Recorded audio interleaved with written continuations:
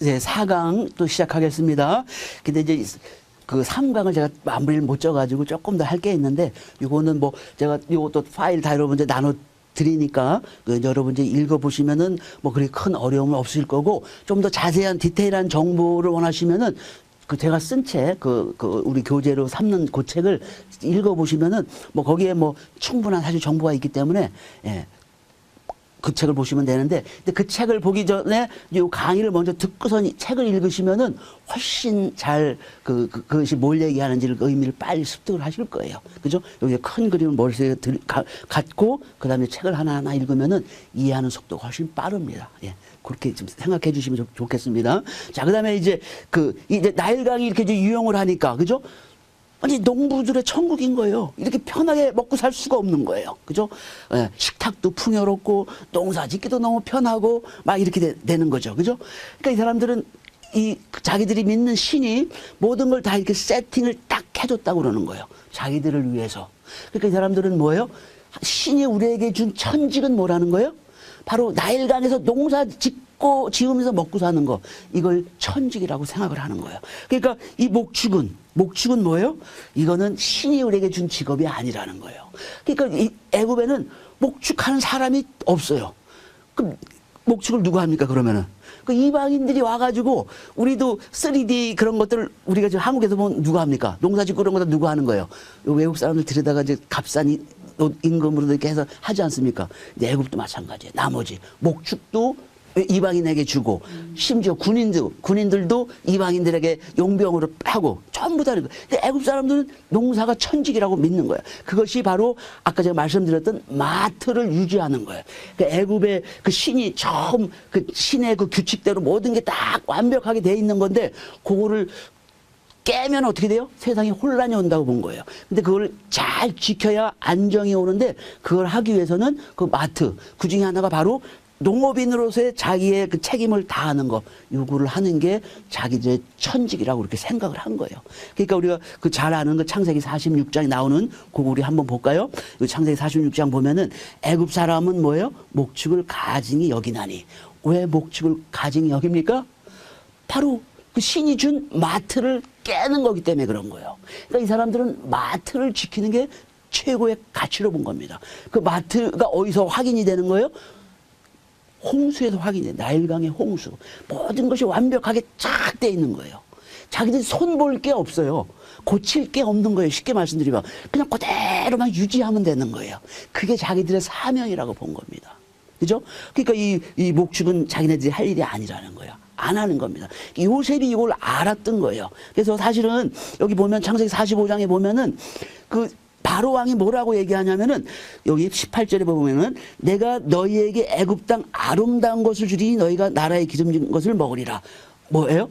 애굽 땅이 아름다운 것을 주겠다는 거예요. 그죠? 그러니까 호의호식 한다는 거예요. 더군다나 국무총리의 가족인데 무시하겠어요? 7년 흉년도 극복한 요셉인데, 그죠? 애굽 땅에서 제일 좋은 걸 너에게 주겠다는 거예요. 그죠? 그래서 또 20절에 보면은 또 너희의 기구를 아끼지 말라. 온 애굽 땅에 좋은 것이 너희 것임이라.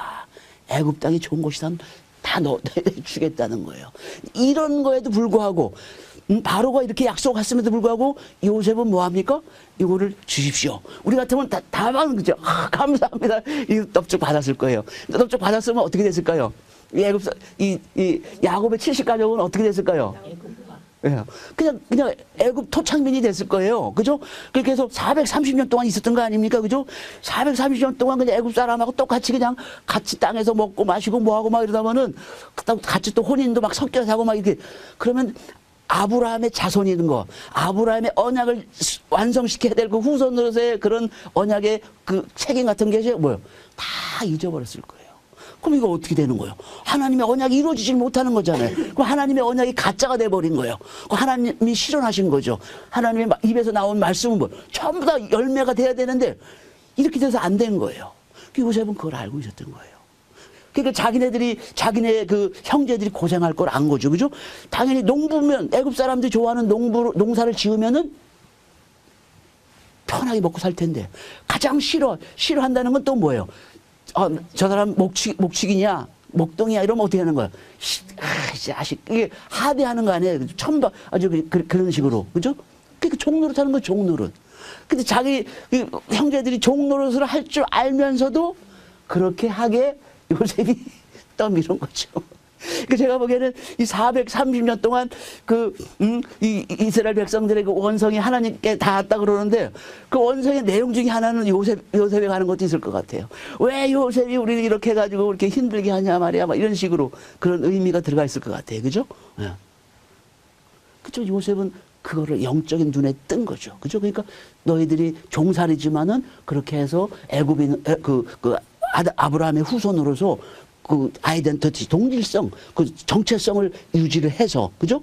고생을 했지만은 그래도 430년 동안 또 하나님께서 큰 민족을 이루게 하셔가지고 가나안 땅이 오게 하심으로 말미암아 신의 산 언약을 맺고 율법과 제사법을 통해서 나라의 역할을 할 수 있게끔, 그죠? 제사장 나라의 역할을 할 수 있게끔 하나님이 딱 해주신 거예요. 참 놀라운 거 아니겠습니까? 이런 걸, 그죠? 예. 우리도 사실 영적인 눈을 뜨면 사실 이렇게 돼야 되는 거죠, 사실은. 그죠? 우리 당장 힘들고 그러면 이렇게 하겠습니까? 하나님 뜻은 다음이죠. 당장 눈앞에, 내 자식의 출세, 우리 가족의 이 편안함, 안락함, 이런 게 사실 우선이 되는 거예요. 그럼 뜻이 이루어지겠어요? 이렇게 안 되는 거지. 그죠? 그러니까 어떻게 이런 걸 통해서 우리가 참 큰 교훈을 받아요. 그러니까 요셉은 누구예요? 그죠? 예수님의 그림자인 거예요, 요셉이. 그죠? 예표인 거예요. 참 대단한 분이죠, 요셉이라는 분이. 그죠? 예. 자. 자, 그래서 이제 애굽의 이제 시간과 달력. 이것도 제가 아까 좀 말씀을 드렸어요. 그죠? 애굽 달력은 뭐부터 시작한다고 그랬어요? 7월. 그게 뭐부터 시작돼요? 왜 7월부터 시작합니까? 그때 뭐가 시작되니까? 홍수가 시작되는 거, 홍수가. 7월 15일부터 홍수가 와서 4개월, 4개월 동안 홍수가 해서 쫙 물이 빠지면은 4개월이 지난 다음부터 뭘 뿌리는 거예요? 씨를 뿌리는 거. 4개월 동안 그 농사 뿌리면서 그 주변적인 일들을 하겠죠. 그죠? 그리고 마지막 4개월 동안 추수를 하는 게 바로 애굽의 그 달력인 거예요. 그죠? 그러니까 이렇게 달력이라는 건 뭐하고 관련돼 있어? 사실은 그 달력을 쓰는 그 민족들의 세계관, 가치관 이런 것들이 반영이 돼 있는 거예요. 사실은. 그죠? 우리도 마찬가지예요. 이제 그 부활절이 얼마 안 남았잖아요. 사실은. 그죠? 우리 그 기독교인으로서 1년 행사 중에 1년의 모든 그 절기나 이런 것 중에 가장 중요한 절기가 뭘까요? 부활절인 거예요. 부활절. 물론 이제 어떤 분은 뭐 성탄절 얘기하지만 성탄절은 우리 인간이 알 수가 없어요. 예수님 어린아기 저 우리 하나님의 아들인지 뭔지 어떻게 알아 우리가. 그죠? 가르쳐 주니까 그냥 그 동방 박사도 경배한 거지. 이스라엘 지도자를 계속 한 거지. 진짜 하나님의 아들이 이 땅에 오신 건 아무도 모르는 거예요. 그죠? 그거는 우리 인간의 차원이 아니에요. 우리 인간이 이해할 수 있는 차원이 아닌 거예요. 그죠? 부활절은 다르죠. 그죠? 부활절은 뭐예요? 예수님께서 돌아가시고 부활하신 거죠. 부활하심으로 말미암아 그때 제자들이 본 거 아닙니까? 그죠? 비로소 그때 뭐가 되는 거예요?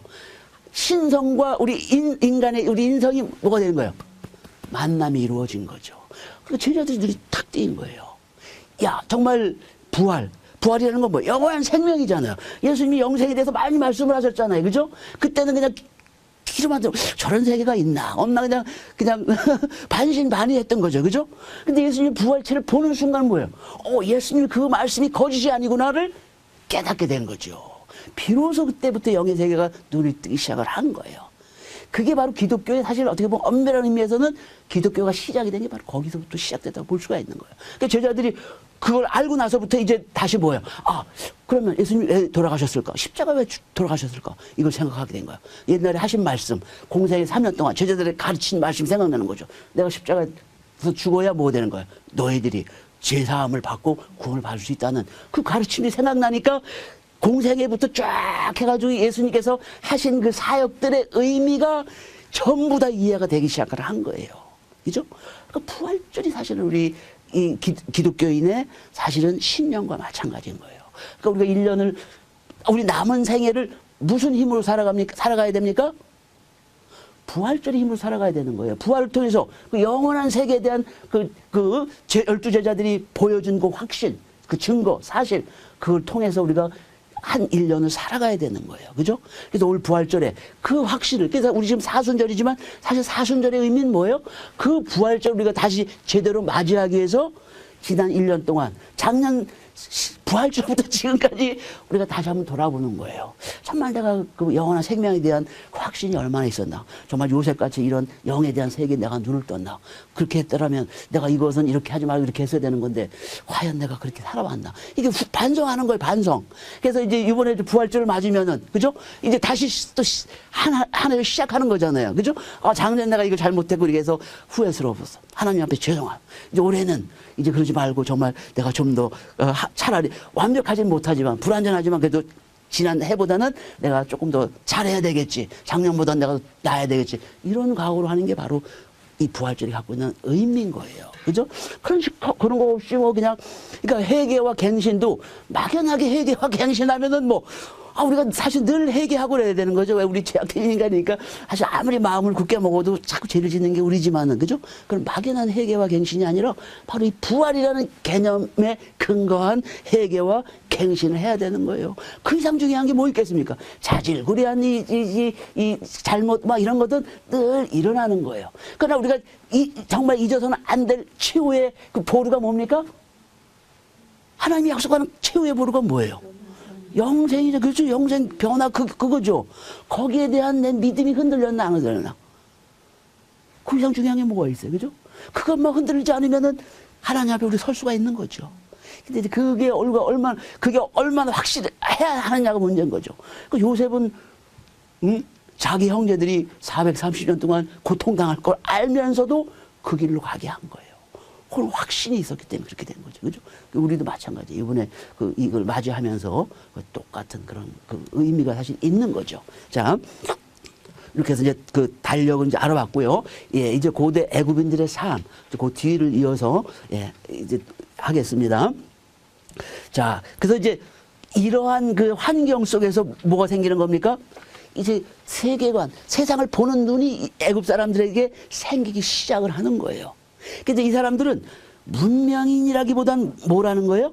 종교인으로서. 그죠? 이 메소포타미아 같은 경우는요, 홍수가 수시로 나니까 어떻게 돼요? 이제 옆집하고 서로 또 싸움이 일어나는 거예요. 야, 홍수가 이제 그 땅의 경계들 다 쓸어가 버리고 막 이러니까 구별이 없잖아요. 그죠? 그 요게 내 땅이냐, 저게 내 땅이냐, 막 서로 싸움 나고 그러잖아요. 그죠? 그러니까 그 메소포타미아는 이 측량 기술이나 이런 것들이 엄청 발달해요. 그 환경 속에서는 그럴 수밖에 없는 거예요. 그죠? 그리고 거기는 그 세상을 보는 눈이 부정적이기 때문에 뭔가 고쳐야 되는 거예요. 잘못된 게 많은 거예요. 강뚝방도 고쳐야 되고 뭘 고쳐야 되고. 그러니까 거기는 항상 개선하는. 그러니까 그러다 보니까 문명이 발달할 수밖에 없는 거예요. 메소포타미아는. 그러나 애굽은 어떻습니까? 이미 신이 모든 것을 다 완벽하게 해놓은 거예요. 다만 자기네들은 그 마트를 잘 지키기만 하면 되는 거예요. 그러니까 이 사람들은 그 삶이 이게 문명인의 삶이라기보다는 무슨 삶인 거예요? 종교인의 삶인 거예요. 신이 해놓은 거, 신이 요구하는 그것을 지키면서 사는 거. 그러니까 굉장히 종교적인 거예요. 애국 사람들은. 그러니까 그 사람들은 지금 남아있는 유적들이 뭐밖에 없습니까? 전부 다 무덤밖에 없어요. 피라미드도 무덤이에요. 그죠?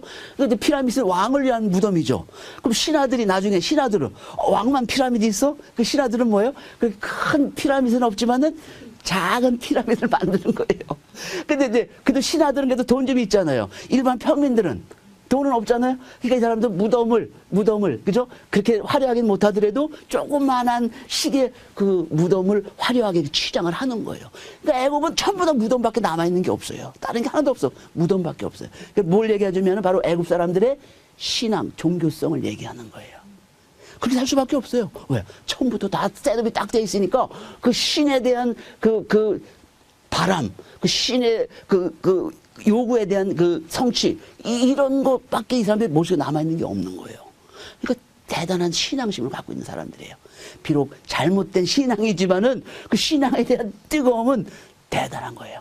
피라미드를 만들 정도니까. 그죠?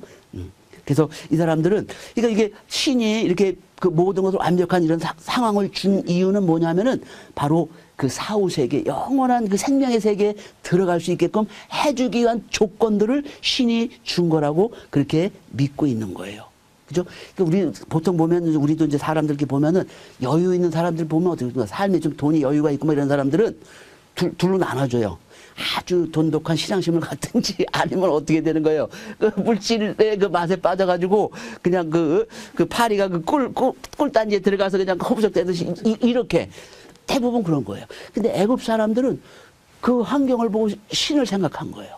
그래서 종교적으로 완전히 마음이 탁 바뀌어가지고 정말 종교국가로 3,000년 동안 종교국가로 지낸 게 바로 이 사람들인 거예요. 대단한 거죠. 응? 예. 근데 이제 이렇게 오랫동안 이제 안정돼서 살다 보니까 문제는 뭐냐면은 원시 시대의 흔적을 그대로 갖고 있는 거예요. 쉽게 얘기하면은 동물들을 원시 시대는 이 동물들을 섬겼잖아요. 그죠? 뭐 호랑이, 독수리 하면은 왜냐면 인간이 참 그냥 문명에 이익이 없이 대항하기가 어렵잖아요. 호랑이, 독수리 막 이런 거한테. 그죠? 그러니까 그걸 신으로 섬기는 거예요. 그 흔적이 계속 이어지는 거예요. 이거 변화가 없으니까. 그죠? 사람도 안정이 되면은 그냥 계속 그 생각을 그냥 그대로 갖고 나갑니다. 그죠? 뭔가 세상에 도전이 오고 어려움에 빠지고 그래야 그것을 극복하기 위해서 노력을 하고 뭐하고 새로운 것도 찾아보고 뭐 이렇게 해서 발전이 생기는 거지 똑같은 환경에 쭉 있으면은 사람이 발전이 없습니다. 발전이. 이 애굽이 바로 그런 모습인 거예요. 이게 단점인 거예요. 애굽의 단점.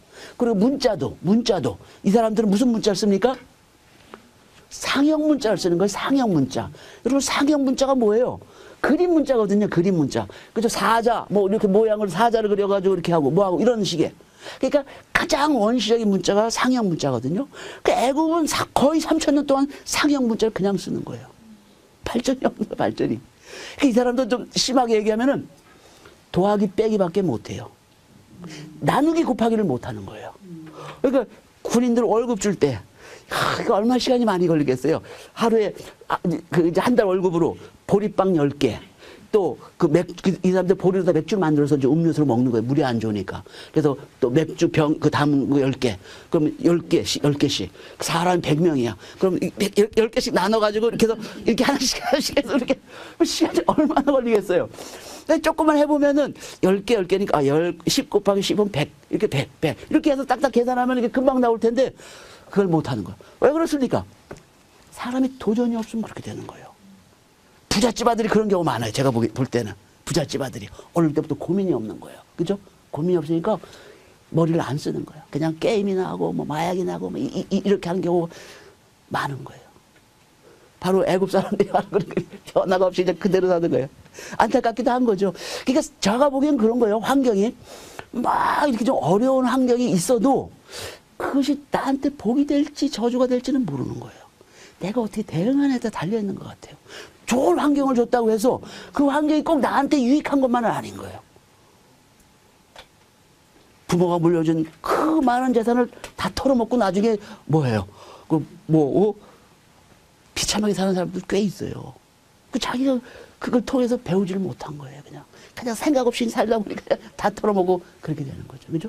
이 문명도 마찬가지인 것 같아요. 그죠? 애굽도 마찬가지고, 가나안도, 이 메소포타미아 마찬가지고. 근데 두 문명이 너무너무 반대가 되니까 아주 재밌습니다. 대조가 되니까. 그죠? 예. 예. 그래서 그 완벽한 게 바로 이 마트예요, 마트. 그 세상의 이 질서. 그 애굽 사람들의 목적은 뭐예요? 그 마트를 유지해 나가는 거. 이게 바로 이 사람들의 목적인 거예요. 근데 메소포타미아 사람들은 뭐예요? 이 세상의 첫 출발은 뭐라는 거예요? 혼돈이라는 거예요. 그래서 최초의 신은 애굽 메소포타미아에서 태초의 신은 혼돈의 신인 거예요. 혼돈의 신. 죽여야 되는 신인 거예요. 애굽은 그게 아니죠. 완벽한 신인 거예요. 더 이상 바랄 게 없는 신인 거예요. 이러한 차이가 있습니다. 예? 근데 참 재밌는 게, 이 세상의 이제 기원, 다 어느 문 하나 보면은 그 세상에 기원이 있어요. 어떻게 이 세상을 만들고 인간을 왜 만들고 뭐하고, 이제 이런 게 있잖아요. 근데 이제 여기에 보면은, 물에서 이제 시작이 됐다고 보는 거예요. 이 사람들이 이제 물이 기원이라고 보는 게 뭐냐면은, 나일강이 굉장히 중요하잖아요. 이 사람들한테는. 그죠? 근데 나일강물을 이렇게 보면 어떻게 생겼어요? 건프로거든요. 건프로. 검은색이면서 푸른 색깔 띄고 이렇게 그 메소포타미아 에디오피아에서 쭉 흘러오면서 그 색깔이 띄잖아요. 근데 그 색깔하고 뭐하고 똑같아요? 뭐가 똑같냐면은 이 사람들이 밤만 되면 보는 하늘에 있는 그 하늘 밤에 그죠? 그 밤에 별이 빛나잖아요. 그 별 배경이 뒤에 있는 그 우주의 색깔이 어때요? 검푸른색인 거예요. 검푸른색. 그러니까 이 사람들이 이 나일강과 저기가 똑같다는 거예요. 그러니까 이걸 어떻게 생각을 했냐면은 우리 지구가 생기는 커다란 물방울 같다고 본 거예요. 커다란 안에 공기방울. 어디에? 이게 검푸른 물 안에 들어있는 공기방울이라고 본 거예요. 그 공기방울 속에 뭐예요? 그 물이, 나일강 물이 이렇게 들어오고 있다고 이렇게 본 거예요. 그죠? 그러니까 나일강이 이 사람들의 사고의 중심을 차지하고 있는 거예요. 이제 그렇게 해서 세상이 산도 생기고 뭐하고 한 게 어떻게 생기냐면 그 나일강물이 이제 이렇게 오면서 그 나일강물 안에 뭐가 포함돼서 흙탕물이 포함되어 있잖아요. 그죠? 그렇게 하면서 그 흙탕물 속에 모래 뭐 이런 것들이 있으니까 그게 이제 나일강 하류로 가게 되면은 그 삼각지가 있거든요. 그게 이제 섬을 만드는 거예요. 섬을. 왜냐면 그 흙들이 이렇게 쌓이고 하면 퇴적이 돼가지고 이렇게 섬이 생기잖아요. 그 섬이 생기는데 이게 진흙으로 해서 언덕이 생기는 거예요. 그래서 진흙 언덕이라고 그러는데 이제 거기 진흙 언덕에서 이게 세상에 생기기 시작한 최초예요. 거기에 뭐가 생기냐면 태양신이 이제 신이 여기 딱 등장을 하는 거예요. 그러니까 최초의 신은 태양신이 등장을 하는 거죠. 그래서 이제 태양신이 이제 나타나서 또 이제 자식을 낳고 해가지고 이제 그 사람들이 이제 이 지구를 하나씩 만들어 가는 걸로 이제 그렇게 이제 보는 거예요. 그래서 피라밋이 바로 요거를 상징해서 만들어졌다는 거죠. 진흙 언덕. 그래서 피라밋 가보면은 저는 아직 피라밋을 가서 직접 보지 못했는데 피라밋 가보면 특징이 두 가지가 있는데 뭐냐면은 하나는 이렇게 둥그런 이렇게 언덕이 있어요. 여기 진흙 언덕 같은 그거 형태가 하나 있고 또 하나는 이게 피라밋이 있는 거예요. 그 피라밋은 뭘 상징하냐면은 태양을 상징하는 거예요. 태양. 그죠? 그래서 이 진흙 언덕에서 뭐예요? 태양신이 나오는 거를 보여주는 게 바로 그걸 의미하는 거죠. 그래서 이 사람들의 그 세계관을 보면요. 여러분들 요거를 혹시 보신 적이 있을지 몰라요. 요것도 다양하게 이제 그 짝같이 모양을 바꿔가지고 막 어떤 건 칼라로 돼 있고 막 이런 거 있는데 요게 바로 이 애굽 사람들이 갖고 있는 세계관을 보여주는 거예요. 우리가 보면 좀 이상하죠. 야, 이거 뭔가 싶은데 이게 이 사람들의 그 세계가 어떻게 돼 있는지를 보여주는 그림이 바로 요건 거예요.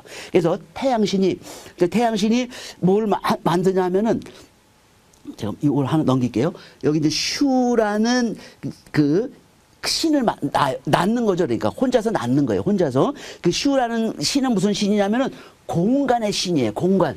이 스페이스가 있어야 뭐가 될 거 아니에요. 그죠? 쉽게 공기 물방울 같은 이제 그런 공간을 만들고 또 그 다음에 여기 테프넛이라는 사람이 있어요. 이 테프넛은 여신이에요. 응? 이 여신은 뭐냐면 아까 얘기한 그 마트를 이 테프넛이라는 여신이 마트를 활용하는 거예요. 일종의 지혜의 여신과 같은 거죠. 그죠? 모든 만물의 이치나 이런 걸 맞춰가지고 이 슈라 테프넛이 조합을 해가지고 이제 이 세상을 만들기 시작을 하는데 이 둘 사이에 뭐가 나오냐면은 딸과 아들이 나오는 거. 다 신이죠, 신. 그래서 그 누트라는 여신이 생기고 또 갭이라는 남신이 생기는 거예요. 그래서 누트라는 여신은 이 창공, 하늘을 만들고 이 갭이라는 남신은 뭐예요? 이 땅에 있는 모든 것들을 만들고 이렇게 해가지고 우주가 이렇게 형성이 됐다고 보는 겁니다. 이게 바로 그 모습이에요. 똑같진 않지만은 내용으로 보면 똑같아요. 이게 이제 슈라는 그 남신이고 여기가 테프넛이라는 마트를 관장하는 여신이고 이 둘 사이에서 여신과 남신이 태어나는 거예요. 그래서 이 여신은 이 하늘을 다스리고 또 남신은 땅을 다스리고 이렇게 해서 세상이 형성이 됐다고 보는 거예요. 그죠? 그 세계관, 종교관을 볼 수가 있겠죠. 그죠? 예. 누트가 뽕나무예요. 네? 누트가 뽕나무의 여신. 이게 뽕나무가 아니라 하늘을 보면 뭐 별도 있고 달도 있고 뭐 이러잖아요. 그 하늘을 담당하는 신이 근데 여신이 담당하는 거예요. 보통 이것도 좀 우리하고 좀 개념이 달라요. 그죠? 우리는 보통 남자를 위로 두고 여자를 땅에 두잖아요. 그죠? 근데 애굽은 이게 이제 바뀌어 있는 거죠. 여신이 하늘을 통치하고 남자신이 땅을 통치하고. 아마 이 땅은 좀 거칠잖아요. 그러니까 아마 남자신을 땅에다 둔 거 아닌가 싶긴 해요. 요 깊이까지 제가 잘 모르겠고 하여튼 이렇게 해서 그걸 보는 거죠. 자, 또 근데 이제 이렇게 이제 신이 왜 이렇게 이제 이 세상을 만들었냐 이거죠. 신이 만든 이유는 이제 뒤에 보면 다시 좀 나오는데 이제 먼저는 여기에 종말관이 있는 거예요. 종말관. 이 세상이 항상 뭐 그냥 무한정으로 가지는 않는다는 거예요. 뭐냐? 신들 사이의 싸움. 이미 사실은 우리가 그 창조 신화를 보면 신들 사이의 싸움이 있었어요. 그 싸움이 이제 정리가 돼가지고 다시 이게 평화의 세계로 돌아왔는데 나중에 미래에 다시 또 신들 사이에 싸움이 생기거나 아니면은 인간들이 다시 얘기하면 마트를 안 지키고 서로 그냥 자기 이익을 위해서 싸우는 이런 경우가 발생이 된다는 거죠. 이런 일이 발생이 돼서 반복이 되면 어떻게 된다는 거예요? 이제 창조신도 지친다는 거예요. 그러면 어떻게 돼? 창조신이 그냥 마치 자기가 놀이하던 거 같은 걸 다 때려치우고 없던 걸로 한다. 이제 이러한 그 종말관이 여기에서 있습니다. 너무 우리가 이제 요 깊이 들어갈 필요는 없는 거고요. 그냥 그런 걸 참고 정도로 보시면 돼요. 그리고 이제 인간에 대한 이해. 왜 인간을 창조했냐? 참 이것이 재밌어요. 심심해서 그런 거예요. 심심해서. 외로워서.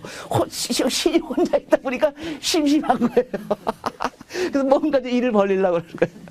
이게 이제 메소포타미아하고 또 달라요. 메소포타미아는 신을 왜 만들었냐면은 노예를 삼기 위해서. 메소포타미아는 덥잖아요. 그 신들이 인간이 없을 때는 뭐예요? 신들이 자기네들 농사져서 먹고 살아야 돼요. 그러니까 그 더운 데서 일하니까 괴롭잖아요. 그러니까 뭐래요? 인간을 만들어서 노예를 삼는 거예요. 그죠? 이렇게 그 생각이 이렇게 그 환경에 따라 좀 차이가 있어요. 참 재밌어요. 그죠? 이런 것이 보면 사회 문화적으로 참 이게 전부 다 이렇게 연결이 돼 있다는 게 참 재미있는 거예요. 근데 이제 여기서는 외로움을 만들었는데 대신 게임을 하는 거예요. 게임을. 그 인간들을 만들어 가지고 그 중에 영원한 세계에 들어올 수 있게끔 그 조건을 다 만들어주고 해서 합격자 불합격자 나누는 거예요. 그 게임을 지금 하고 있는 겁니다. 게임을. 응? 그래서 여기 보면은 심심해진 신이 시작한 놀이로 창조가 놀이로 창조신은 애굽인들에게 뭐예요? 영생이라는 게임을 할 수 있는 환경을 제공하는 거예요. 그건 뭐예요? 나일강 홍수라는 최고의 환경을 해서 먹고 사는데 문제가 없게끔 해서 먹고 사는데 문제가 있으면 어떻게 되는 거예요? 거기에 빠져가지고 다른 걸 생각을 못 하잖아요. 그런 데가 어디예요? 메소포타미아예요. 메소포타미아는 농부의 지옥입니다. 거기는 더워가지고 농부가 너무너무 힘든 데가 메소포타미아예요. 그러니까 메소포타미아하고 애굽은 모든 것이 다 반대예요. 애굽은 농부의 천국, 메소포타미아는 농부의 지옥.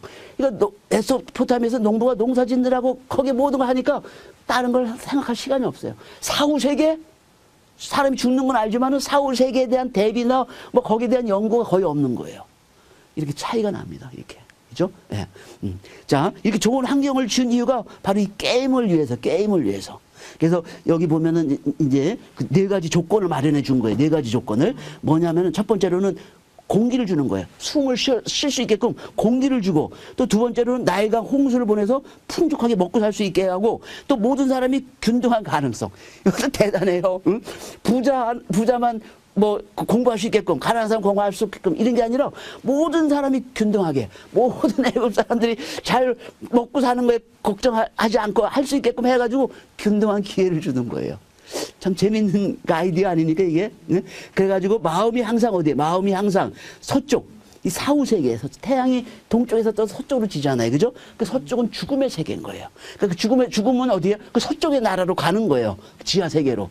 그죠? 그 세계를 기억하며 살 수 있게끔, 늘 기억하며 살 수 있게끔 이렇게 한 이유라는 거예요. 나일강의 홍수를 준 이유가. 그죠? 그래서 인간의 책임, 아까 제가 말씀드렸던 것처럼 마트를 잘 지키는 거, 그게 인간의 책임이에요. 왕은 왕으로서의 마트가 있고, 일반 백성은 일반 백성으로서 마트가 있고, 뭐 이런 식으로 전부 다 있는 거예요. 그 마트가 깨지면 뭐예요? 이 애굽에 혼란과 분열, 어려움이 오게 돼 있는 거죠. 예. 그렇게 해서 사후 심판을 받는데, 죽으면은 오시리스 신 앞에 가가지고 그 지하를 다스리는 신입니다. 그 앞에 가가지고 요 5가지 질문에 대해서 답을 하게 돼 있는 거예요. 그래서 이걸 통과를 해야 되는 거예요. 그래서 저는 아무것도 잘못하지 않았습니다. 누구도 죽이지 않았습니다. 뭐 무뚝뚝하게 울리지 않았습니다. 또 뭐 나쁜 관계를 하지도 않았습니다. 이렇게 통과가 돼야 그 영원한 세계에 들어가는 거예요. 그러니까 이런 식으로 사니까 이 사람들은 어때요? 이 땅에서 사는 삶이 도덕적입니까? 아닙니까? 굉장히 도덕적이에요. 그러니까 굉장히 관대한 거예요, 이 사람들은. 그러니까 가난한 사람들이 여기 가도, 아브라함, 이삭 이런 사람들이 가도 어떻게 되는 거예요? 막 야박하게 막 그냥 뭐 박해하고 그러잖아요. 메소포타미아 가면 어떻게 되는 거예요? 이상한 사람이 나타나면은 그냥 죽여버리는 거예요. 왜? 이놈이 어떻게 할지를 모르니까. 안 그러면 우리가 죽으니까 메소포타미아 잔인해요. 근데 여기는 이런 도덕적인 의무가 있기 때문에 그렇게 막 박대하지를 않는 거예요. 그러니까 여기 갈 수밖에 없어요. 갈 수밖에 없는 거예요.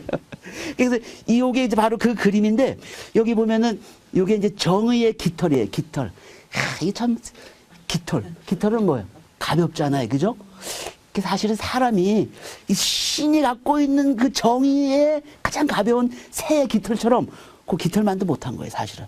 그래서 여기 있는 게 뭐냐면 심장이에요, 심장. 이 심장을 깃털하고 달아봐가지고 깃털만큼도 안 되면 이 사람은 여기 악어같이 생긴 괴물한테 먹혀서 죽는 거예요. 이렇게 딱 하는 거예요. 그죠? 그래서 이 심장에, 이 사람들 심장에 뭐가 있다고 생각하냐? 마음이 있다고 생각하는 거예요. 마음이. 여러분, 마음이 어디에 있는 것 같아요? 심장에 있는 것 같아요? 어디에 있는 것 같아요? 마음이. 근데 대부분 보자는 그 이성과 감성 하면 이렇게 하잖아요. 감성. 그죠? 그 고대로부터 이렇게 내려오는 거예요. 그죠? 마음이 다 여기 있다고 그러는 거예요. 마음이. 나 마음이 아파. 나 마음이 아파. 이러는 분 없어요. 마음이 아파. 이렇게 해야지. 그죠? 심장이 있다는 거예요. 근데 그 이유가 뭐냐면은 여기서 이제 미라를 만들잖아요. 사실 골수가 사실 중요한 거. 우리 골수가 잘못되면은 이 사고나 뭐 이렇게 완전히 엉망진창이 되는 거잖아요. 그죠? 이게 제일 중요한데 이 미라를 만들 때 이 골수는 뭐라고 생각했냐면은 아무것도 아닌 걸로 생각한 거예요. 그냥 고기 덩어리 비슷한 걸 본 거예요. 그래서 미라를 만들 때 골수는 파요. 왜냐면 골수는 금방 상하기 때문에 골수는 파가지고 옆에 쓰레기통에 집어넣는 거예요. 그리고 심장을 이 사람의 가장 그 인격이 들어가 있는 핵심, 마음으로 본 거예요. 근데 왜 그럴까요? 거기 나름대로 이유는 있어요. 이유는 있어요. 그 이유가 뭘까요? 우리가 뭔가 충격을 받고 뭔가 이렇게 흥분하게 되면은 뭐가 움직여요? 머리가 움직이나요? 심장이 벌렁벌렁 거리잖아요. 그죠? 그 심장이 뛰는 걸 보고 내 마음이 여기에 있다. 이렇게 보는 거예요. 근데 이거는 되게 고대 모든 거의 대부분 문명들이 그렇게 생각하는 것 같아요. 마음이 여기 있다는 거예요. 심장 속에 있다고. 왜? 두근두근 뜨고 뭐가 반응이 있으니까 여기는 반응이 없잖아요. 그죠? 그렇게 해서 내 안에 있다. 그렇죠. 여기도 마찬가지인 거예요. 심장의 무게를 대받고 심장이 이 깃털보다도 더 가볍게 되면은 먹히는 거예요. 그 세계에 못 들어가는 거예요. 이 세계에 들어가기 위해서 이 사람은 도둑질도 안 하고 정말 도덕적으로. 그러니까 굉장히 도덕적인 사회예요. 이런 사회 참 살기 좋겠죠. 그죠? 살기 정말 좋은 고대 사회. 더군다나 고대는 굉장히 잔인했거든요. 사람 죽이고 뭐 하는 것들이. 애굽이 이런 사회예요. 그렇지만 3,000년 동안 오래 하다 보니까, 오래 지나다 보니까 이게 그냥 옛날에 원시 시대의 그 모습이 그냥 그대로 남아있는 거예요. 그런 모습이 좋지는 않죠. 그래서 이렇게 안정된 사회다 보니까 애굽의 역사는 굉장히 단순한 거예요. 변화가 없어요. 외부에서 저기 침입해 들어오지도 않고 단지 문제가 생기는 건 뭐예요? 내부의 싸움이에요. 내부의 분열. 특히 상나일, 하나일끼리 서로 싸우는 거예요. 우리도 옛날에 그 해방되고 나와가지고 뭐예요?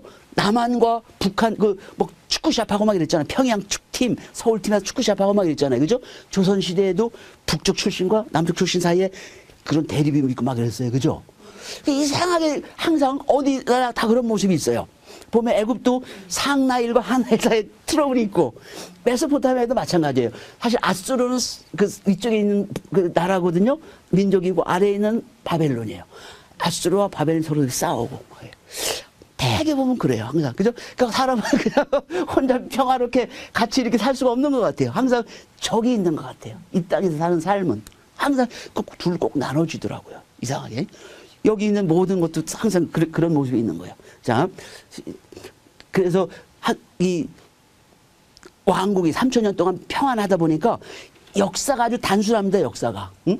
메소포타미아는 역사가 단순하겠어요, 복잡하겠어요? 메소포타미아는 복잡하기 짝이 없어요. 왜냐면은 동서남북이 다 뚫려 있고, 뭐 이방 민족들이 들어갔다 나갔다 막 해서 엄청 복잡해. 메소포타미아 역사는 사실 제대로 서술하는 게 거의 불가능합니다. 근데 애굽은 뭐예요? 적도 별로 없고 내부의 분열도 크게 많지 않고 그러니까 아주 간단해요. 고왕국, 중왕국, 신왕국 이렇게 그냥 간단하게 나눠집니다. 공부하기 쉽습니다. 역사로 볼 때는. 그죠? 그래서 이제 요 다른 것들은 이제 하고 이제 오늘의 이제 하이라이트인 애굽과 성경에 대해서 한번 이제 다시 이제 마지막으로 정리를 한번 해보겠습니다. 아까 제가 이제 말씀을 드렸지만은 이 홍수와 관련돼서 이제 애굽이 나일강의 홍수가 사실은 애굽의 가장 중요한 그 문명을 형성하는 가장 중요한 요소가 됐고, 또 그러다 보니까 그 영향이 컸고, 그것이 마치 그 성경에서도 뭐라고 표현하고 있냐면은 여호와의 동산과 같은 의미를 가진 걸로 거의 동격처럼 이렇게 표현을 하고 있는 거예요. 그 이유는 바로 물이 풍요롭고, 그죠? 그걸 통해서 많은 수확을 얻을 수 있기 때문에 삶이 안정되고 이렇게 하니까 이제 그렇게 표현을 하고 있는 거죠. 그죠? 예. 성경도 애굽을 보는 눈이 바로 이렇게 돼 있는 거예요. 그러니까 많은 우리 아브라함, 야곱 이런 사람들이 애굽으로 갈 수밖에 없고, 또 그때만 간 게 아니에요. 나중에 BC 586년에 그 바벨론에 의해서 남유다가 멸망할 때도 어디로 도망갑니까? 애굽으로 도망가는 거예요. 애굽으로. 그죠? 예. 예. 자, 그리고 또 애굽이 중요한 역할을, 뭔 역할을 합니까? 자국 역할을 하는 거예요. 키워주는 거예요. 인큐베이터 역할을 하는 거예요. 그래서 70가족이 들어갔죠. 야곱의 70가족이 나올 때는 뭐예요? 200만 명이 넘는 거대한 민족으로 키워준 거예요. 가나안 땅에 있으면 이렇게 클 수 있을까요? 가나안 땅에 먹지도 못하고 안 되는 거예요. 이게 안 되는 거예요. 그게 참 하나님의 역사가 참 이제 기이한 거예요. 기이해. 우리 눈으로 볼 때. 그죠? 요셉이 한 그것도 그렇고 이렇게 그냥 우리가 볼 때 겉으로 볼 때 고난길이거든요. 고난의 길. 근데 결과로 볼 때는 뭐예요? 너무너무 영광스럽고. 그죠? 이게 바로 하나님의 역사예요. 그죠? 자국 역할을 한 거예요. 그 다음에 또 애굽은 뭐예요? 부로 또 유명한 거예요. 부로. 그죠? 예. 그래서 여기 이사야서 45장 14절에 보면 뭐예요? 애굽의 소득이 내 것이 될 것이라. 그 애굽의 풍요로운 부가 내 것이 될 거다. 지금식으로 보면 꼭 미국 같은 거죠. 미국. 그죠? 우리 옛날에 6.25 끝나고 못 살았을 때 미국 보면 뭐예요? 이야, 완전 천국이죠. 천국처럼 보였던 거예요. 그죠? 그래도 지금은 우리 국민소득이 미국의 한 절반 정도는 쫓아왔잖아요. 그죠? 그래서 그렇게까지 차이는 안 나 보이지만은, 예? 우리 옛날에 처음 6.25 끝나고 나서 볼 때는 막 천국처럼 보였던 거죠. 이거 마찬가지인 거예요. 가나안 사람들이 애굽을 보면은 완전히 천국처럼 보이는 거예요. 그래서 그 애굽의 그 화려한 생활을 보면은 애굽의 무늬 있는 이불, 심이 아름다운 암송아지, 애굽에 가는 배. 이거 마치 그렇게 생각하면 돼요. 중국의 비단 같은, 그죠? 애굽 사람, 가나안 사람들은, 유대인들은 뭘 갖고 이불을 덮은 거예요? 외투 가지고, 그죠? 겉옷 가지고 그냥 그게 모든 걸 다 하는 거예요. 추우면 덮고 자고, 뭐 깔고 자고, 이걸 다 하는 거죠. 근데 애굽 사람들은 뭐예요? 이렇게 가는 배, 아주 비단과 같은 그런 걸로 옷도 해 입고 이불도 덮고, 여기 패션이 얼마나 발전이 됐냐 하면은 제가 그걸 얼핏 읽었는데, 지금도 그 애굽에서 했던 요 패션, 그 사람들 의복이나 뭐 이런 거 보면은 화려하죠. 그죠? 금으로 장식하고 배로 만든 그 패션 옷 같은 게 그게 현대 그 디자인의 그 기본 그 베이직의 거기 담겨 있다는 거예요. 애굽의 그 디자인이. 전 뭐 의상 같은 거 잘 몰라서 모르지만은 그 기록을 제가 읽은 적이 있습니다. 얼마나 이런 게 발달했으면. 그죠? 아주 고급 그 패션 이런 것들이 여기에 이제 나오는 거죠. 자, 그리고 이제 또 중요한 것은 뭐예요? 애굽에 의지하는 거죠. 이스라엘 백성들이. 왜? 이런 환경이니까 의지하지 않을 수가 없어. 먼저 식량부터 그렇고, 또 이 사람들은 뭐예요? 관대한 거예요. 그러니까 조금 욕도 좀 얻어먹고 이래도 가면 뭐예요? 나를 죽이거나 막 그냥 뭐 못 살고 막 이러지는 않으니까 무슨 일이 있으면 다 이를 피난처로 다 그냥 가는 거예요. 이런 식으로. 그죠? 근데 이제 예레미야 같은 경우는 뭐예요? 애굽에 의지하지 마라. 왜? 거기는 그 상한 갈대 지팡이다 이거예요. 갈대가 우리 갈대 한국 갈대가 아니라 했죠, 그죠? 대나무 지팡이 같은 거예요. 그렇지만은 실상은 뭐예요? 상했다는 거예요. 겉은 화려하지만은 겉은 지팡이처럼 보이지만은 실제 부러진 거예요. 그래서 잘못 잡으면 어떻게 돼요? 내 손에 가시가 다 찔려버리는 거예요. 그 애굽 의지하다가 결국은 뭐예요? 망해가지고 바벨론으로 포로 다 잡혀간 거 아닙니까, 그죠? 예레미야 말을 안 들어서 그러한 일이 벌어진 거죠. 바로 그 얘기가 이거죠. 그죠? BC 586년에 그죠? 예, 그 그달리아는 총독이 왔지만은 그냥 그거 다 순종을 했으면 괜찮은데 죽이고선 애굽으로 도망간 거예요. 그래서 에레미야가 뭐라고 그럽니까? 여기 애굽에서 눌러 살기 원하는 자들은 칼과 기근 전염병 멸절될 것이며 예루살렘으로 돌아갈 것을 촉구한다. 그러니까 이 사람들이 이 애굽으로 도망갈 때 예레미야도 잡아가지고 같이 간 거예요. 여기 볼 때 관점이 그렇죠, 그죠? 뭐예요? 예루살렘으로 돌아가라 이거예요. 예레미야도 같이 잡혀온 거예요, 이 사람들에 의해 가지고. 너희들 여기 있으면 안 된다. 빨리 돌아가라. 나도 돌려보내라. 이렇게 돼 있는 거죠. 요 상한 갈 때는 제가 아까 말씀을 드렸고요, 그죠? 예. 그리고 이제 마지막에 이제 그 애굽 사람들이 자랑하는 그 애굽의 나일강의 홍수도 어떻게 하시겠다는 거예요. 결국은 보면은 이사야서 19장 6절 보면은 하나님의 심판으로 인하여 나일강 물이 줄어든다, 말라버린다. 그럼 애굽이 존재할 수 있어요, 없어요? 존재할 수가 없는 거예요. 애굽에 홍수가 없으면 애굽은 땡이 돼버리는 거예요. 그렇게 되게 하나님께서 하시겠다는 거예요. 예. 바로 그것을 여기다 이제 그 물이 넘치고 줄어드는 거, 이거를 가지고 뭡니까? 이 나일강의 홍수 이미지를 땅에서 일어나는 민족들의 부흥도 하지만 또 뭐예요? 쇠퇴도 하는 거예요. 땅에 있는 민족들은 부흥하는 것 같지만 또 좀 지나면 뭐예요? 다 역사에서 사라지고 없는 거예요. 참 이런 거 보면은 그 이스라엘이 그죠? 그 조그만 그 남유다 그 두 지파가 지금까지 계속 이어오고 있잖아요, 그죠?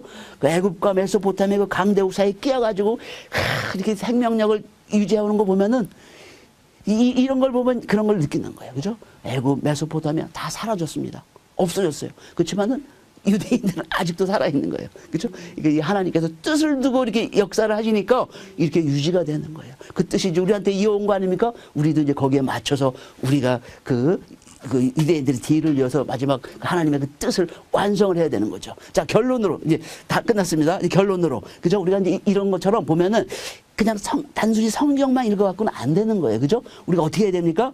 단어나 행간에 숨어있는 의미들. 근데 의미를 그냥 문자만 갖고 아무리 읽어도 100번, 1000번 읽어도 단어를 몰라서 뭐 해석을 못하는 게 아니에요. 그 단어 뒤에 숨어있는 그 행간의 의미. 이런 문화적인 배경이 이런 거 쭉 깔려있는데 이런 걸 모르고서 그냥 읽으니까 해석이 안 되고 또 해석을 하더라도 엉뚱한 해석을 하는 겁니다. 그죠? 그러니까 우리가 이제 이런 그죠 구속사를 사실 제대로 이해하려면은 많이도 읽어야 되시지만 또 동시에 또 뭘 해야 되는 거예요? 이렇게 문화적인 배경, 그 성경 문화에 대해서 우리가 이해를 해야 정확한 그 성경 해석을 할 수가 있게 되는 거죠. 그죠? 예, 그것이 사실은 우리가 뭐 이번 학기에 뭐 사실 배워야 얼마나 많이 배우겠습니까? 그죠? 중요한 것은 뭐예요? 그것에 대한 중요성을 우리가 이해하는 거. 이해하게 되면 뭐예요? 깨닫게 되면 우리가 노력을 하게 되는 거죠. 옛날에는 무심코 넘겼던 것들을 이제는 어떻게 되는 거? 다시 한번 보게 되는 거예요. 그죠? 그런 마인드가 여러분 속에 생기면은 이 수업은 성공입니다. 그죠? 그래서 그런 데 좀 눈을 뜨는 여러분 되시기를 주님의 이름으로 축원을 드리겠습니다. 네. 우리 잠시 기도하시겠습니다. 사랑의 아버지 하나님 감사합니다. 오늘 이렇게 두 번째 수업을 맞이해서 저희들 애굽을 배웠습니다. 그러나 그 애굽의 그 화려한 문명도 우리 아버지 하나님께서 함께하지 않으시면은 다 사라진다는 거 저희들 눈으로 확인해 싸우니 늘 저희들 마음속에 우리 아버지의 말씀이 사라지지 않도록 인도하여 주시고 우리 아버지의 그 뜻을 이루어드리는 귀한 자녀들 다 될 수 있도록 축복하여 주시옵소서. 다음 주 다시 만날 때까지 우리 아버지 하나님의 도우심으로 말미암아 늘 은혜 충만하고 또 말씀 충만하고 또 사랑이 충만한 저희들 다 될 수 있도록 축복하여 주시옵소서. 예수 그리스도 높이 받도록 감사하며 기도드렸사옵나이다. 아멘.